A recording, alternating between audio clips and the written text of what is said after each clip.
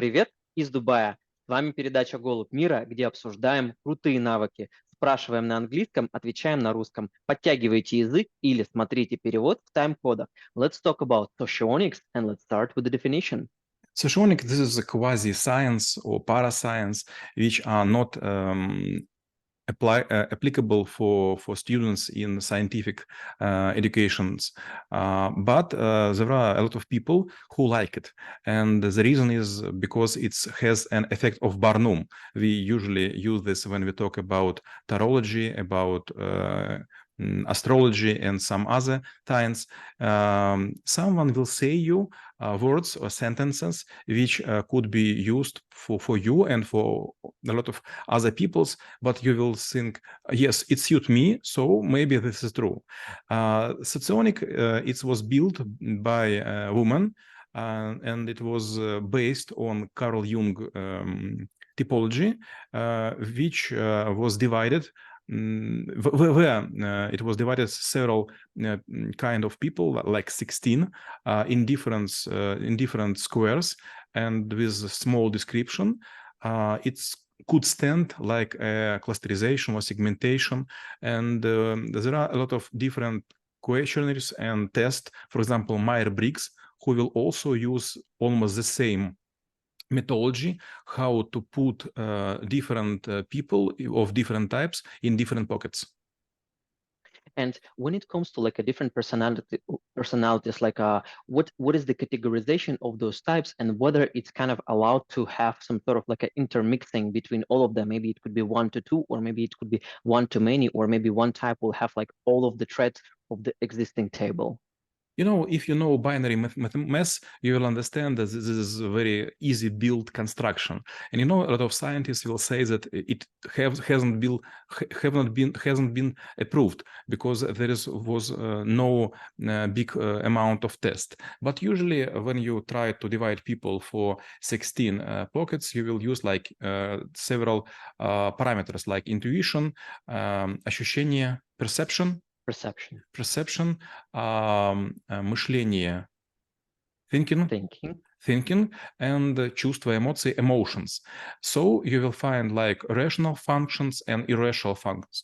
This comes from Jung typology. And after you will put this to extrovert and introvert point, you will have not 4, but 16.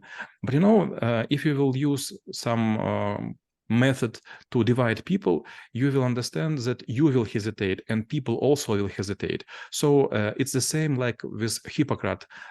He also offered 4 type of man behavior, but we will see in real life that different people in different situation will give us a different reaction. So there are no clean type, and all of them are mixture of something. So if you just read this article or this book, you will think, yes, what a great science. But if you will try, for example, to divide your credit conveyor or underwriters or operator of contact center, you will have a lot of difficulties because you will often think this person could suit even not to 2, but for 3 or more square. So where to put him or her?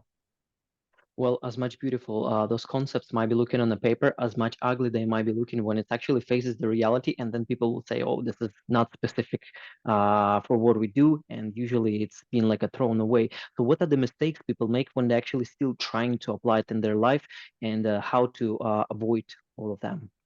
You know, when I listen your English, for me, you are maybe the smartest person, and your English is almost fluent. But for example, if you will speak with some native guy or woman, you will find them much better.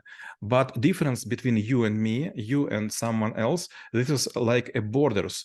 But if I will divide people, I will make it from my point of view. You will make from your point of view. For example, for me, you will be like 8, and native speaker would be like 10. For you will be like 5, I will be like 1, and native would be like 10. So, you know, when we talk about psychology, it's not about strict digits or numbers. It's about feelings. And this is is not a good example. So a lot of different people will divide the same essence of person in different way. So this is not about strict division. This is about emotion. This is about feelings, and this is could be a scientific method how to divide people. And when we still talk about the actual application, because let's say at certain point of time we might be working with the organizations or the companies of group of people who actually have a very firm belief that this is the way of like categorizing people, how we actually should adjust, how we should adapt in order to make their beliefs and put it into work for whatever project or anything else we might be having together to make sure we consider both sides, but yet deliver the result in the format that is acceptable, in the format and even the interface, if we talk about socionik, that is acceptable to our whatever type of the customer. It depends in what you believe. If you believe in any kind of division, you could make it. Yes, okay, it could be not so strict as you wish to have, but anyway, this is division. For example, you want to understand how many people making calculation or using emotion, how many people will use intuition, and how many would be, for example, sensoric people. You could create such a pockets like business ethic or structural logic, or ethic of emotions, or ethic of relations, and so on. So it's almost depend from way how to name this pocket. This is not about how to divide people. This how to name the division, how to make this cluster, how to make this segment. And my last question will be how knowing about socionik could help to make this world a better place. You know, when you listen to someone who is very prosperous and looking very solid, you will think that maybe this person could be right. And if you are a businessman, you will think, okay, I will try in my small group to divide people for better use. But you know, if you use scientific methods, you will have very predictable result. But if you will use something like not strict like socionik, you will find nothing. So this is nice to hear, nice to read, but it's very ugly to implement, as you told before. Мы рассмотрели навык соционика и чем он полезен именно вам. Всем мира!